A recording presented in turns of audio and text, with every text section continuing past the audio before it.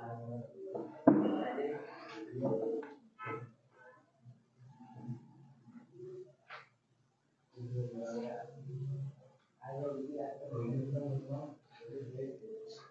पहला क्वेश्चन, ताजमहल का निर्माण करने वाला मुख्य स्थापत्य, देखो मुख्य स्थापत्य कलाकार कौन था, तो इसका नाम है उस्ताद अहमद लाहौरी।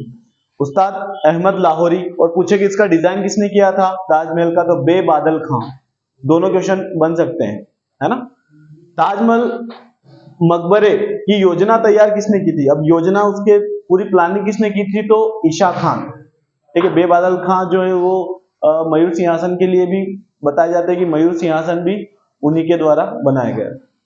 उपनिषदों का फारसी अनुवाद सिरे अकबर नाम से करवाया था, तो दारा शिकोह। देखो दारा शिकोह के बारे में कहा, दारा शिकोह के बारे में कहा जाता है कि दारा शिकोह जो है वो धर्मनिरपेक्ष शासक था, है ना, मतलब वो कट्टर नहीं था औरंगजेब की तरह। ये औरंगजेब का बड़ा भाई था दारा शिकोह, है ना, तो इसलिए कहा जाता है कि इसने, इस बंदे ने उपनिषदों का फारसी अनुवाद करवाया, है ना। तो ध्यान रखना, दारा शिकोह जो कि शाहजहां का पुत्र था और औरंगजेब का भाई था। स्थापत्य कला का स्वर्ण युग शाहजहां के टाइम पीरियड को ही कहा जाता है, क्योंकि इसी में लाल किला, दीवाने आम, दीवाने खास, जामा मस्जिद, ताजमहल ये सब बनाए गए इसलिए। दिल्ली के लाल किले, दिल्ली का जामा मस्जिद, आगरा का किला, मोती मस्जिद, मयूर सिंहासन, सब किसने बनाए, शाहजहां ने। दिल्ली के लाल किले में मोती मस्जिद का निर्माण किसने करवाया था, तो वो औरंगजेब ने करवाया था। मोती मस्जिद अगर पूछे आपसे, मोती मस्जिद पूछे या बीवी का मकबरा पूछे, तो ये सब का निर्माण करवाया औरंगजेब ने। ठीक है। आगरे के जामा मस्जिद का निर्माण किसने करवाया था, आगरा में जामा मस्जिद, जो कि दिल्ली की जामा मस्जिद है उसका निर्माण तो शाहजहां ने करवाया। लेकिन पूछा क्या है कि आगरा के जामा मस्जिद का निर्माण, है ना, किसने करवाया, तो जहां आरा बेगम थी जो कि शाहजहां की पुत्री थी, जहां आरा बेगम, उसने करवाया था। मयूर सिंहासन को, देखो मयूर सिंहासन को बनाने वाला मुख्य कलाकार बेबादल खां, जो कि मैंने बताया था आप लोगों को, और शाहजहां ने इसका निर्माण करवाया था। डिजाइन किसने किया था, बेबादल खां ने। मयूर सिंहासन में लगा कोहिनूर हीरा शाहजहां को उपहार में किसने दिया था, देखो कोहिनूर हीरा जैसा कि हम जानते हैं कोहिनूर हीरा के बारे में, जब मयूर सिंहासन, कोहिनूर हीरा इस टाइम ड्यूरेशन में था, तो वो था शाहजहां के टाइम पीरियड में। मीर जुमला ने शाहजहां को गिफ्ट दिया था। बाद में उत्तर मुगल काल में एक शासक आता है मोहम्मद शाह रंगीला, उसके समय नादिर शाह का आक्रमण होता है दिल्ली पर, और वो कोहिनूर हीरा, मयूर सिंहासन सब चुरा के ले जाता है। बनाया इन्होंने, लेकिन चुरा कर कौन ले जाता, फिर नादिर शाह। मयूर सिंहासन तख्ते ताउस पर बैठने वाला अंतिम मुगल शासक कौन था, मोहम्मद शाह। क्योंकि बस मोहम्मद शाह के समय किसका, नादिर शाह का अटैक हो जाता है और वो सारी चीजें यहां से ले जाता है, तो मोहम्मद शाह अंतिम शासक था जो मयूर सिंहासन पर बैठा। उसके बाद कोई भी शासक मयूर सिंहासन पर नहीं बैठ पाया, क्योंकि चोरी हो गया था। वो चोरी क्या हो गया था, युद्ध में जीत कर ले गया था, सीधी सी बात। शाहजहां के पुत्र औरंगजेब का जन्म हुआ, तो जो देखो उज्जैन के पास एक दोहर प्लेस, एक गांव है दोहर, वहां पर औरंगजेब का जन्म हुआ था, है ना, याद रखने वाला है। जिंदा पीर किसे कहा जाता है, औरंगजेब को।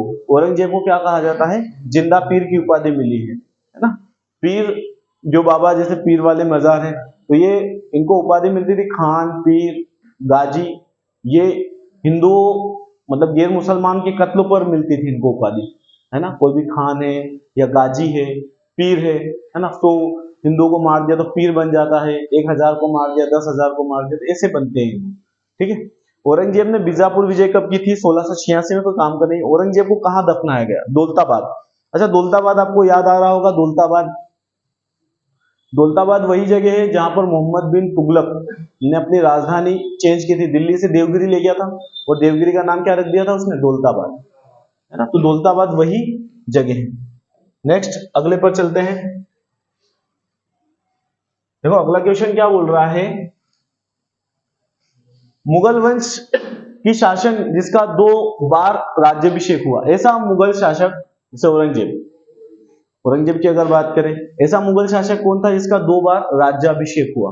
तो होता क्या है कि मुगल में जो औरंगजेब होता है, वो पहले स्टार्टिंग में जब पता चलता है कि दारा शिकोह भी शासक बन सकता है, और पिताजी उसको दारा शिकोह को ही बादशाह बनाना चाहते थे, तो होता क्या है कि वो बंदा पहले अपना खुद राज्याभिषेक करवाता है, और फिर वापस से आकर, वापस से राजा बनने के बाद फिर से राज्याभिषेक करवाता है। 2 बार राज्याभिषेक। बीवी का मकबरा किसने बनवाया था, तो औरंगजेब ने बनवाया था।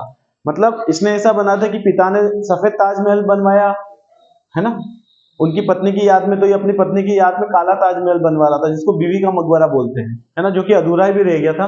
औरंगजेब की पहली पत्नी जो राबिया उद दौरानी थी, उनका मकबरा बनाया गया था। द्वितीय ताजमहल किसे कहा जाता है? बीवी के मकबरे को, क्योंकि वो सफेद ताजमहल था और ये काला ताजमहल, तो इसको कौन सा द्वितीय ताजमहल कहा गया? दूसरा ताजमहल।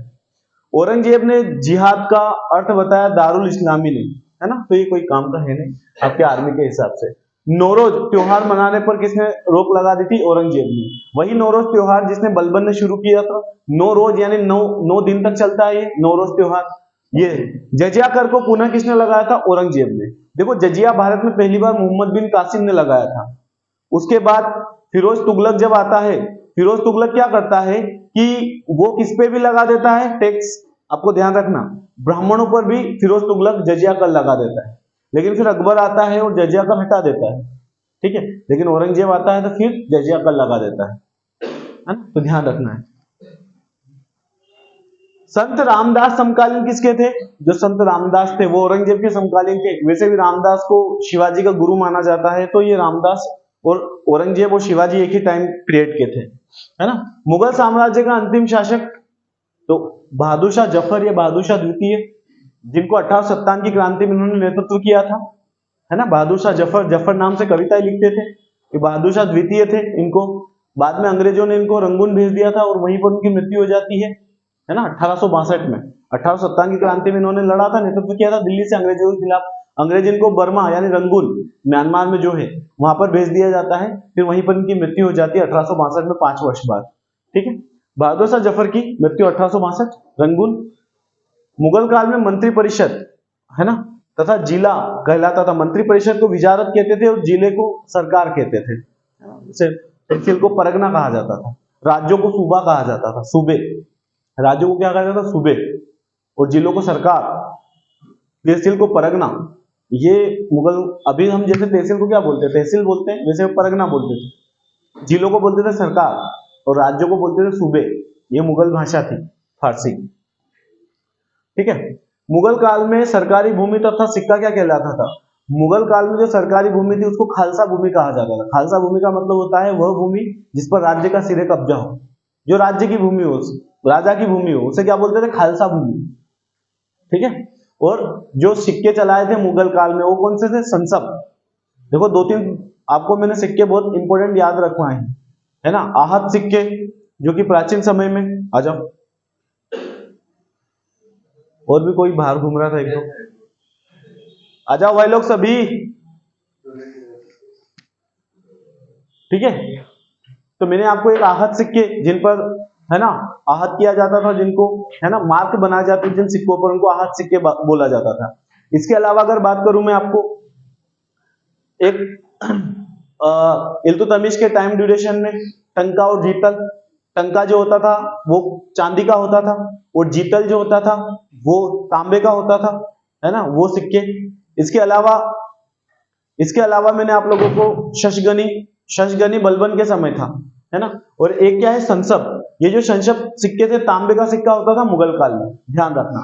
और एक रुपया याद रखना, शेरशाह सूरी के काल में चलाया गया था और अभी भी हमारी मुद्रा का आधार रुपया ही है। और इसके अलावा आना, जो कि शाहजहां के टाइम पीरियड में चला था। तो ये कुछ इंपॉर्टेंट थिंग है जो आपको याद रखना है। नेक्स्ट, मुगल काल में तांबे का सिक्का क्या कहलाता था? दाम कहलाता था। तांबे का सिक्का दाम, जो रुपए के 40वें भाग के बराबर होता था। रुपए का 1/40वां भाग होता था, मतलब इतना छोटा था। रुपया बहुत बड़ा था और रुपया का छोटा भाग 1/40वां भाग क्या कहलाता था? दाम, जो कि तांबे का सिक्का था। मुगल काल की राजकीय भाषा क्या थी? फारसी। चाहे दिल्ली सल्तनत की भाषा पूछे तो भी फारसी और मुगल काल की पूछे तो भी फारसी थी, है ना। देखो, बाबुल मक्का किसे कहा जाता है? सूरत को कहा जाता है।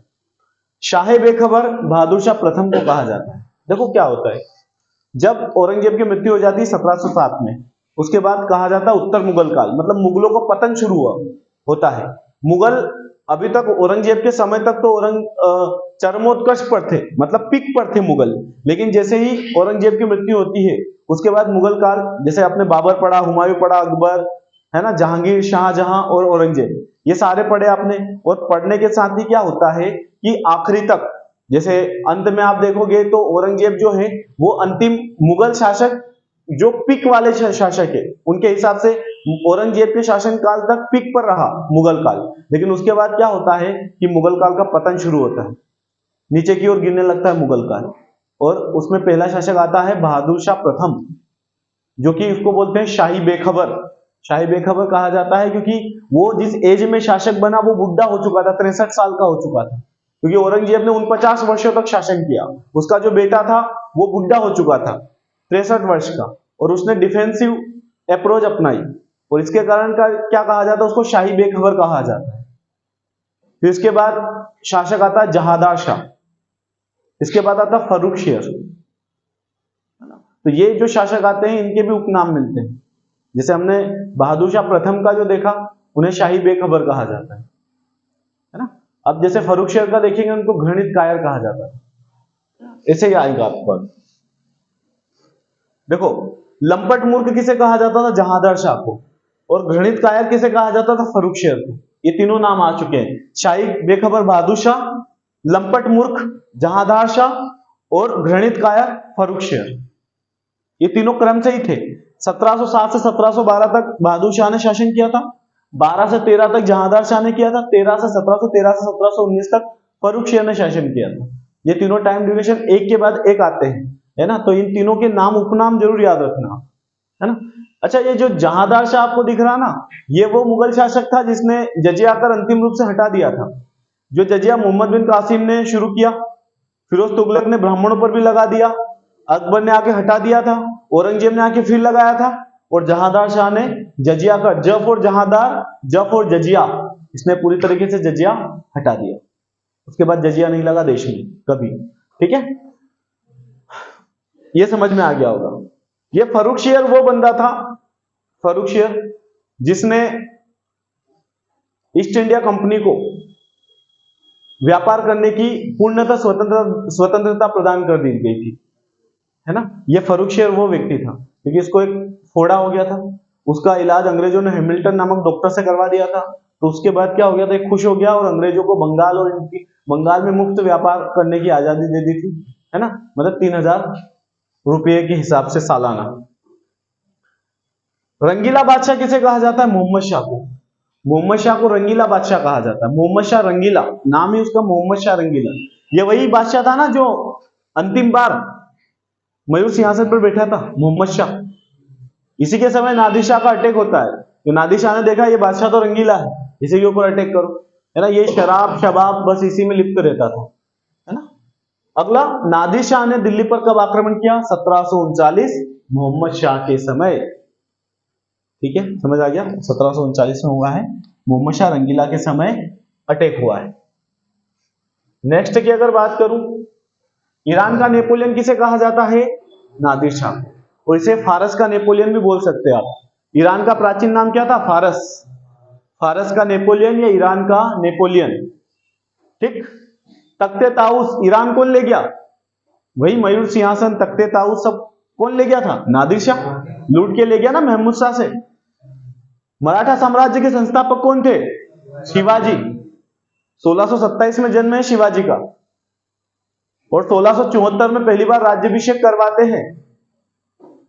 1674 में राज्याभिषेक और रायगढ़ को अपनी राजधानी बनाते हैं, और 1680 में मृत्यु हुई शिवाजी की, ठीक है। तो 1627 में जन्म है शिवनेर दुर्ग में। शिवाजी के पिता का नाम शाहजी भोसले, माता का नाम जीजाबाई, है ना। पत्नी का नाम साईबाई निम्बालकर, है ना। और इनके जो गुरु कौन थे और इनके संरक्षक, दादा कोंडदेव। मतलब घर में जो इन्होंने शिक्षा ग्रहण की थी वो दादा कोंडदेव से, लेकिन इनके आध्यात्मिक जो गुरु थे ना वो रामदास थे।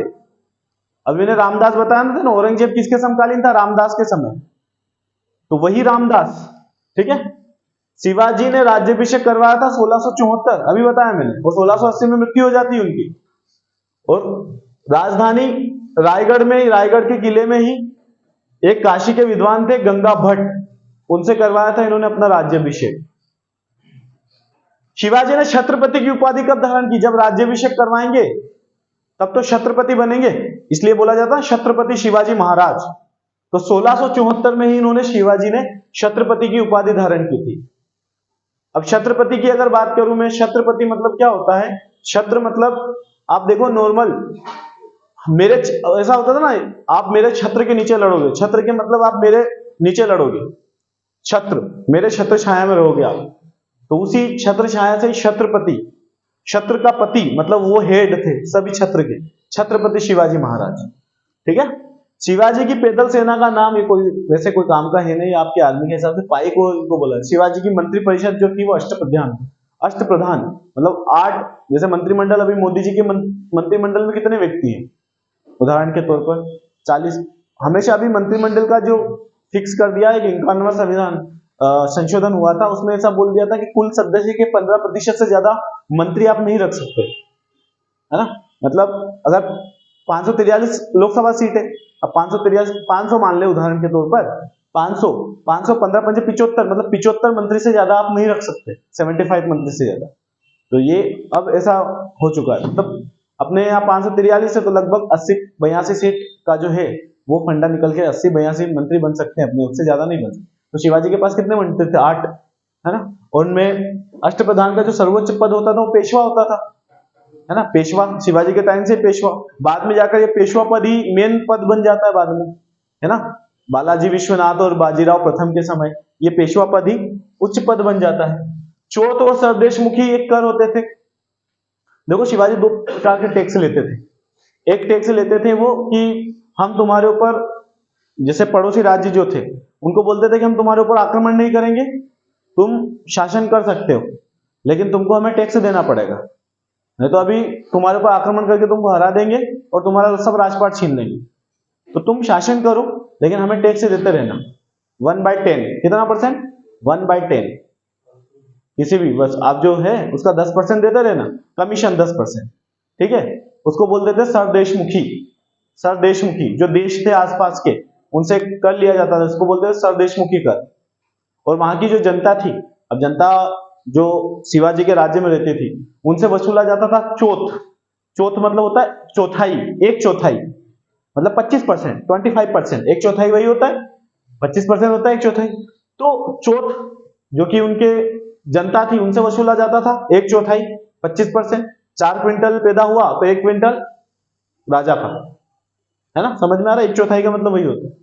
और सरदेशमुखी एक कर था। पुरंदर की संधि कब हुई थी? 1665 में। देखो औरंगजेब शिवाजी के मध्य भी काफी लड़ाइयां हुई है। तो एक बार क्या होता है कि शिवाजी के पास 32 किले थे टोटल। 32 किलों में से एक व्यक्ति आता है जिसका नाम होता है सवाई जयसिंह। सवाई जयसिंह का नाम सुना होगा आपने। सवाई जयसिंह जिन्होंने ये जंतर मंतर उज्जैन का जंतर मंतर बनाया, दिल्ली, वाराणसी, मथुरा, है ना, जयपुर, अलग अलग 5 जगह इन्होंने जंतर मंतर का निर्माण किया। सवाई की उपाधि जिनको मिली, सवाई राजा जयसिंह बोलते हैं जिनको।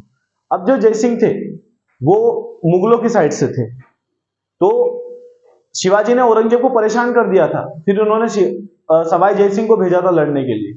तो उस युद्ध में शिवाजी की हार हो जाती। जब शिवाजी की हार होती है तो 32 में से 23 किले शिवाजी को मुगलों को देने पड़ते हैं। तो उसके बीच शिवाजी और महाराजा जयसिंह के बीच एक संधि होती है जिसको बोलते हैं पुरंदर की संधि। और वो कब होती है? 1665। तो पुरंदर की संधि समझ में आ गई। ये जयसिंह मुगल साइड से लड़ रहे हैं और शिवाजी, इसमें शिवाजी की हार होती है ना इस युद्ध में। शिवाजी का अंतिम आक्रमण कर्नाटक को काम कर, शिवाजी को औरंगजेब ने कैद कर लिया था और आगरा के जयपुर भवन में रखा था। देखो जब पुरंदर की संधि हुई थी ना, तो पुरंदर की संधि के दौरान एक चीज हुई थी। उसमें यह कहा गया था पुरंदर की संधि के दौरान कि भैया आप औरंगजेब से मिलने आओगे शिवाजी को, है ना, आप मिलकर बात करेंगे। तो शिवाजी ने हाँ कर दी थी। जब शिवाजी औरंगजेब से मिलने गए तो उनको पीछे वाली पंक्ति में बिठाया, उनको सामने से बात नहीं की औरंगजेब ने। तो शिवाजी गुस्सा हो गए और वहां तो उनको बंदी बना लिया गया और बंदी करके उनको जयपुर भवन में रखा गया। जयपुर, अब जयपुर के तो शासक कौन थे? जयसिंह थे, है ना। तो एक टाइम बाद पता चलता है कि शिवाजी जयपुर भवन से भाग गए, है ना। और भागने के बाद वापस से उन्होंने सेना इकट्ठा की और ये जो संधि हुई थी पुरंदर की संधि, 23 किले मुगलों को देना थी, सब मना बोल देगा, अब किसी को कुछ नहीं मिलेगा। शिवाजी ने ऐसा बोल दिया। यानी ऐसा कहा जाता है कि जयसिंह ने ही उनको भगाया था, है ना, जिसका बाद जयसिंह का डिमोशन भी हो गया था। डिमोशन मतलब प्रमोशन, मतलब आगे बढ़ाते हैं, जयसिंह का फिर डिमोशन हो गया, मतलब उनको उनसे वो दूसरी चीजें पद छीन लिया जाता है। यानी उनको पता लगा कि लगभग इनके मतलब बहुत बड़ा हाथ है जयसिंह का इसमें भगाने के पीछे, क्योंकि वो भी हिंदू शासक थे जयसिंह, और शिवाजी हिंदुओं के लिए लड़ रहे थे, और उन्होंने जो वादा किया था औरंगजेब ने उसको निभाया नहीं था। जयसिंह ने जो बोला था कि बाद में शिवाजी आए थे बात करने, लेकिन उन्होंने उनका इज्जत नहीं की, रेस्पेक्ट नहीं दी। तो ये वाली चीज है। शिवाजी के उत्तराधिकारी कौन बना? अब शिवाजी की मृत्यु 1680 में हो गई थी, है ना, 1627 में जन्म, 1680 में मृत्यु। शिवाजी के जो उत्तराधिकारी थे वो थे संभाजी। शिवाजी के दो पुत्र थे, संभाजी और राजाराम, ठीक है। संभाजी को भी औरंगजेब द्वारा मार दिया जाता है, ठीक है। और संभाजी की हत्या औरंगजेब ने कर दी थी। दिल्ली पर आक्रमण करने वाला प्रथम पेशवा बालाजी विश्वनाथ थे। देखो यहाँ पर कहानी कुछ इस टाइप से है, दो लड़के थे शिवाजी के, संभाजी को औरंगजेब मार देता है, फिर राजाराम भी मर जाता है। राजाराम की जो पत्नी होती है ताराबाई, वो अपने पुत्र को शिवाजी द्वितीय के नाम से शासक बना देती है, शिवाजी द्वितीय। तो शिवाजी के दो पुत्र संभाजी, राजाराम, दोनों मर गए, संभाजी और राजाराम दोनों। अब संभाजी को तो औरंगजेब मार दिया था, लेकिन संभाजी का पुत्र जो साहू है वो औरंगजेब की कैद में था। लेकिन इधर राजाराम जो है वो मरा, और उसकी पत्नी ने अपने छोटे बेटे को शिवाजी द्वितीय के नाम से शासक बना दिया। लेकिन अब होता क्या है कि जब औरंगजेब की मृत्यु हुई 1707 में, तो साहू छूटा, क्योंकि उसका जो औरंगजेब का जो बेटा था बहादुर शाह प्रथम, और बहादुर शाह प्रथम जो था वो काफी बूढ़ा हो चुका था, 63 वर्ष में शासक बना था, तो डिफेंसिव अप्रोच अपना रहा था। उसने बोला मराठों और अंग्रेजों से अपन फालतू में लड़ाई क्यों ले, तो उन्होंने मराठों को रिलीज करना शुरू कर दिया, तो उसमें साहू भी रिलीज हुआ था। अब साहू ने अपना हक मांगा अपनी ताई, मतलब जो आंटी जी उनसे जाकर, तो उन्होंने मना बोल दिया। तो इसी बीच साहू जो होता है वो बालाजी विश्वनाथ के साथ मिलकर ताराबाई के उस शासन पर अटैक कर देता है, और खेड़ा का युद्ध होता है 1707 में। उस खेड़ा के युद्ध 1707 में कौन जीत जाता है? साहू जीत जाता है, और अपना पेशवा किसे बना लेता है? बालाजी विश्वनाथ को। और साहू एक नई चीज शुरू करता है, पेशवा को ज्यादा पावर दे देता है, वो खुद साइड में हो जाता है, खुद शासक बन जाता राजा, लेकिन पेशवा को ज्यादा पावर दे देता है, पेशवा ही युद्ध करेगा, पेशवा ही सब कुछ संभालेगा, ठीक है। तो पेशवा को बालाजी विश्वनाथ के समय, और इन्हीं बालाजी विश्वनाथ का जो लड़का होता है आगे जाके बाजीराव होता है ना, बाजीराव प्रथम। चलो 1728 में देखो, ये बाजीराव प्रथम ने किसको पराजित किया था? निजामुल मुल्क, हैदराबाद का जो निजाम था उसे हरा दिया था बाजीराव ने। बाजीराव ऐसा शासक था जो ऐसा पेशवा था जो कोई भी युद्ध नहीं हारा, एक भी युद्ध नहीं हारा, है ना। बाजीराव मस्तानी मूवी देखी होगी आपने, वही बाजीराव है। शिवाजी की गुरिल्ला युद्ध प्रणाली को किसने अपनाया था? बाजीराव प्रथम ने। गोरिल्ला, छापा मार, आंख दफा जिसको बोले, है ना, आए रात के अंधेरे में मारा कूटा करे और भाग जाए, यही चलता था, है ना, लड़ाकू। नाना साहब के नाम से किसे जाना जाता था? बालाजी बाजीराव, ठीक है। नाना साहब जैसे एक टाइम ऐसा आता है, सबसे पहले पेशवा बनता है बालाजी विश्वनाथ। बालाजी विश्वनाथ का बेटा कौन होता है? बाजीराव प्रथम। बालाजी विश्वनाथ का बेटा होता है बाजीराव प्रथम। अब जो अगला शासक बनता है ना, उन दोनों के नाम में से एक एक शब्द ले लेते हैं। बालाजी विश्वनाथ का बालाजी ले लिया, और बाजीराव प्रथम में से बाजीराव ले लिया, तो अगला शासक किसको बना दिया? बालाजी बाजीराव, है ना। और इसका एक नाम क्या? नाना साहब। इसका क्या नाम रखा? नाना साहब, ठीक है। अब ये वही व्यक्ति होता है ना, नाना साहब। पानीपत का तीसरा युद्ध कब हुआ था? 1761 में। इस पानीपत के युद्ध को कौन लीड करता है? नाना साहब। नाना साहब जो पानीपत, अब मराठा, अभी तक मराठों की शक्ति बहुत उत्कर्ष पे थी, अब मराठा डाउन होना शुरू होंगे, क्योंकि पानीपत का जो तीसरा युद्ध होगा, मराठों को कौन हरा देता है? अहमद शाह अब्दाली। ये एक अफगान होता है अहमद शाह अब्दाली, जो नादिर शाह सुना था आपने, और नादिर शाह का सेनापति होता है अहमद शाह अब्दाली। मराठों का जो उत्कर्ष शुरू हुआ था शिवाजी के टाइम के बाद से, तो वो 1761 तक रहा, पानीपत के तटीय युद्ध तक रहा। अब मराठों का डाउनफॉल शुरू हो जाएगा। अब अभी देखो, आपने ऐसे ही देखा था दिल्ली सल्तनत का एक, फिर उसके बाद मुगल सत्ता ऊपर गई, फिर नीचे गई, फिर मराठा ऊपर गए, फिर नीचे गए। अब आएगी बारी अंग्रेजों की। अब अंग्रेज ऊपर जाएंगे लगभग 150-200 साल तक, है ना। अब अंग्रेजों का टाइम शुरू होने वाला। अब बस पानीपत का ये हो गया, मराठों को पराजित कर दिया अहमद शाह अब्दाली ने मराठों को, है ना। फिर उसके बाद सहायक संधि स्वीकार करने वाला प्रथम मराठा कौन बना था? बाजीराव द्वितीय। मराठों में अंतिम जो शासक, अंतिम पेशवा जो आया था उसका नाम था बाजीराव द्वितीय। अंतिम 1818 की बात कर रहा हूं मैं। अंतिम पेशवा कौन था मराठों का? 1818 में बाजीराव द्वितीय अंतिम पेशवा था। और उसके बाद क्या हुआ फाइनली? उसके बाद अंग्रेजों ने बोल दिया कि तुम सहायक संधि अपना लो, और वो मजबूर थे सहायक संधि। सहायक संधि का मतलब होता था, अंग्रेज बोले कि अंग्रेज क्या करते थे कि दो सेम राज्य हैं, पड़ोस पड़ोस के राज्य हैं दोनों।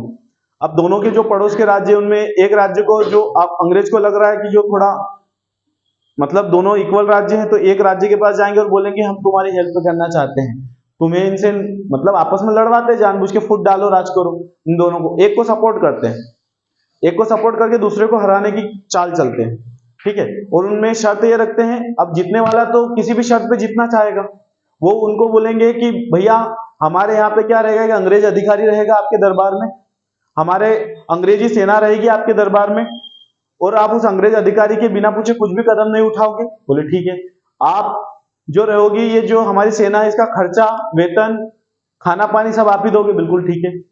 तो अब वो अंग्रेजों का कंट्रोल देखो, उस राजा के ऊपर कंट्रोल आ चुका है अंग्रेजों का, वो बिना किसी परमिशन के कुछ भी नहीं कर सकता। वो जो एक अंग्रेज व्यक्ति बैठा है उसके दरबार में और बाकी सैनिक है, उनके बिना पूछे कुछ भी नहीं कर सकता वो राजा, उसको बोलते हैं सहायक संधि। तो अब मराठा भी कुछ भी नहीं कर पाएंगे अंग्रेजों के पूछे बिना, सहायक संधि। तो सहायक संधि अपनाने वाला पहला राज्य तो हैदराबाद था, उसके बाद अपनाते गए धीरे धीरे धीरे धीरे, है ना। तो ये सहायक संधि इसको बोलते थे अंग्रेजों की। नेक्स्ट, प्रथम आंग्ल मराठा। देखो आंग्ल मराठा जो युद्ध हुए, 3 आंग्ल मराठा युद्ध हुए। आंग्ल का मतलब होता है अंग्रेज, और मराठा मतलब मराठों। तो पहला अंग्रेज और मराठों के बीच में युद्ध हुआ था 1775 में, तो 1782 तक चला था। और इसकी संधि याद रखना, सालबाई की संधि, बहुत इंपॉर्टेंट है। दोनों ने अपने जीते हुए क्षेत्र लौटा दिए थे एक दूसरे को, ज्यादा कोई जीता हारा नहीं है, क्योंकि उस टाइम पे मराठों की स्थिति थोड़ी ठीक थी। लेकिन फिर धीरे धीरे आंग्ल मराठा के पहला पार्ट तो 1775 से 82 तक चला, लेकिन दूसरा चला था 1803 से 1805। इसमें फिर मराठों को हराया अंग्रेजों ने। और फिर तीसरा था 1818 का युद्ध, और उसमें 1818 में तो अंतिम पेशवा जो थे बाजीराव द्वितीय थे, और 1818 में तो मराठा खत्म ही हो गए ऑलमोस्ट, तीसरा युद्ध जब अंग्रेजों ने लड़ा। और मराठा साम्राज्य को बाद में अंग्रेज अपने में मिला लेते। यही सारी चीजें इनकी चलती रहती है। देखो ये पहली जो संधि 1775 से 82 का, जिसमें सालबाई की संधि हुई थी, है ना। सालबाई की संधि कब हुई थी? 1782 में, है ना। अंग्रेज और ऐसे याद रख लो कि मराठों के बीच में हुई थी। द्वितीय आंग्ल मराठा युद्ध 1803 से 1805, तृतीय आंग्ल मराठा युद्ध 1817 से 1819 यानी 1818 में हुआ था मेन, ठीक है। तृतीय और द्वितीय और तृतीय आंग्ल मराठा युद्ध बाजीराव द्वितीय के शासनकाल में हुआ, और ये बाजीराव द्वितीय अंतिम पेशवा थे। प्रथम द्वितीय तथा तृतीय मराठा युद्ध के समय कौन थे? तो ये आपके काम का विषय है भी नहीं, लेकिन फिर भी वारेन हेस्टिंग्स जो पहला लड़ा गया था 1775 से 82, उसमें वारेन हेस्टिंग्स था। 1803 से 1805 जब लड़ा गया तो लॉर्ड वेलेजली था, और 1818 17 से 19 तक लड़ा गया तो वो लॉर्ड हेस्टिंग्स के शासनकाल में लड़ा गया था। जयपुर शहर की स्थापना किसने की थी? जय सिंह से। जय सिंह, नाम में ही जय सिंह है जयपुर, और पिंक सिटी कहा जाता है उसको, गुलाबी शहर जयपुर को। राजा सवाई जय सिंह ने जंतर मंतर, है ना, दिल्ली, उज्जैन, जयपुर, बनारस, मथुरा, ये 5 जगह जंतर मंतर का निर्माण करवाया है, ठीक है। 5 जगह करवाया है। चलो कंप्लीट, आपका ये मध्यकालीन भारत आपका कंप्लीट हो चुका है, ठीक है। मध्यकालीन भारत। अब कुछ एक्स्ट्रा समय में कुछ एक्स्ट्रा चीजें पढ़ा देता हूं आपको मैं, जो आपको प्रॉपर याद रहे 10-15 मिनट के लिए, है ना। चलने दो एक तरफ।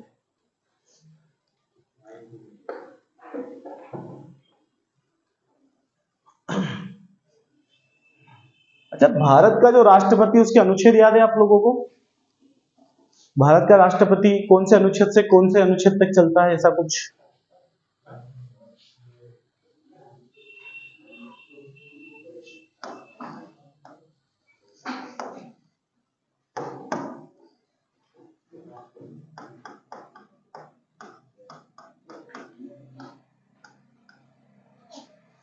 राष्ट्रपति आपकी अग्निवीर में ऐसे क्वेश्चन बन सकता है, इसलिए बता देता हूं फटाफट से।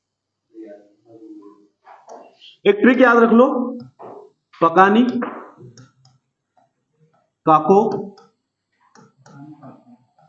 दुयो दशम, है ना। ट्रिक क्या है भाई लोग? पकानी काको दुयो दशम, ठीक है। राष्ट्रपति जो चालू होता है वो अनुच्छेद 52, 53, 54, 55, 56, 57, 58, 59, 60, 61, अनुच्छेद 52 से लगाकर अनुच्छेद 61 तक हम भारतीय संविधान में क्या पढ़ते हैं? राष्ट्रपति। तो राष्ट्रपति का एक पद होगा, अनुच्छेद 52 में क्या कहा गया है कि भारत में राष्ट्रपति का एक पद होगा। अनुच्छेद 52 क्या बोलता है कि भारत में एक राष्ट्रपति होगा, वो अनुच्छेद 52 बताता है। अनुच्छेद 53 में देखो, ये प हो गया पद। अब देखो कहां से होता है? कार्यपालिका, है ना, कार्यपालिका की शक्ति। अच्छा, पद कहां से लिया गया पता है आपको? ब्रिटेन से। अनुच्छेद 53 कहां से होता है? कार्यपालिका की शक्ति। अब कार्यपालिका की शक्ति नाम मात्र की होती है राष्ट्रपति के पास, सिर्फ दिखाने का होता है राष्ट्रपति। देखिए वास्तविक शक्ति तो प्रधानमंत्री के हाथ में होती है देश में, है ना। किसके पास होती है? नाम मात्र की राष्ट्रपति के पास। जबकि वास्तविक किसके पास होती है? पीएम के पास। ठीक, तो आपने प का नी से हो जाता है आपका निर्वाचन। क्या हो जाता है भाई लोग? निर्वाचन।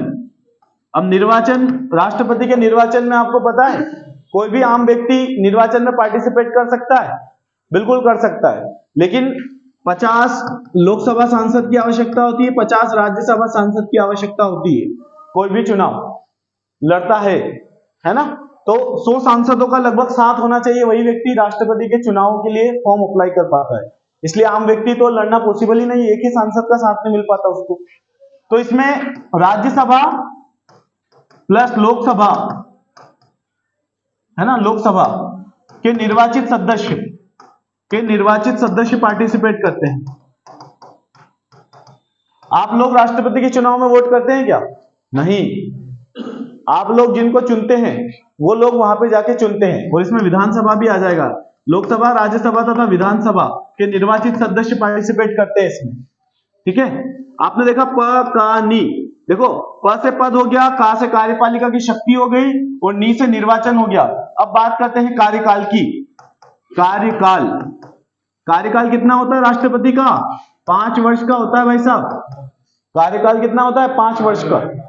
जबकि अमेरिका के जो यूएसए का जो प्रेसिडेंट होता है उसका कितना होता है? 4 वर्ष का। यूएसए का जो प्रेसिडेंट होता है उसका 4 वर्ष का होता है कार्यकाल। देखो कोटा 56 में क्या दे रखा है? कोटा। ये कोई काम का है नहीं वैसे तुम्हारे, है ना, मतलब विधि होती है, मेथड होती है राष्ट्रपति के उसकी। 57 पे आ जाओ, 57, इसमें क्या हो जाता? दोबारा। दूसरे क्या हो जाता? दोबारा। क्या राष्ट्रपति पुनः नियुक्त किया जा सकता है? बिल्कुल किया जा सकता है। भारत में राष्ट्रपति कितनी बार बन सकता है?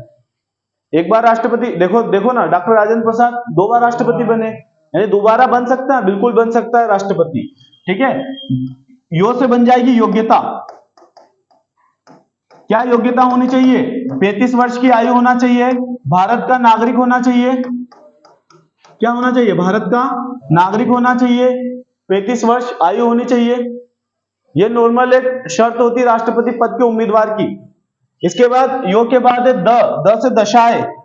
दशाएं मतलब होता है शर्तें। क्या होती है? शर्तें। क्या क्या शर्तें होगी, क्या क्या दशाएं होगी? पागल या दिवालिया नहीं होना चाहिए, पागल नहीं होना चाहिए, दिवालिया नहीं होना चाहिए, किसी के लाभ के पद पर भी नहीं होना चाहिए, लाभ के पद पर भी नहीं होना चाहिए राष्ट्रपति। उसके बाद अनुच्छेद 60 शपथ। शपथ कौन दिलाता है भाई साहब? राष्ट्रपति को शपथ दिलाता है CJI, chief justice of India, मुख्य न्यायाधीश सुप्रीम कोर्ट का, वो शपथ दिलाता है राष्ट्रपति को। जबकि राष्ट्रपति अपना त्याग पत्र किसे देता है? उपराष्ट्रपति को, है ना। त्याग पत्र किसको देता है? उपराष्ट्रपति को अपना त्याग पत्र दे देता है। 61 में क्या दे रखा है? महाभियोग, इंपीचमेंट। क्या राष्ट्रपति के ऊपर महाभियोग लगता है? बिल्कुल लगता है। कौन से अनुच्छेद के तहत? 61 अनुच्छेद 61 के तहत महाभियोग लगता है राष्ट्रपति के ऊपर, है ना। महाभियोग करने के लिए क्या करना चाहिए भाई साहब? महाभियोग करने के लिए पहले 1/4 लोगों की साइन चाहिए, फिर 14 दिन पहले सूचना देनी चाहिए राष्ट्रपति को, 14 दिन पहले सूचना, ठीक है। उसके बाद 2/3 मेजोरिटी के साथ बहुमत पारित करना पड़ेगा आपको लोकसभा और राज्यसभा में। क्या पहले लोकसभा की पहले राज्यसभा कहां पारित होगा? अगर महाभियोग लगाना राष्ट्रपति के ऊपर तो बिल पहले कहां पारित होगा? लोकसभा की राज्यसभा, दोनों सदन में से कहीं भी कर सकते हो, दोनों में कहीं भी किसी भी सदन में आप पेश कर सकते हो, चाहे लोकसभा हो चाहे राज्यसभा हो, किसी भी सदन में आप पारित कर सकते हो।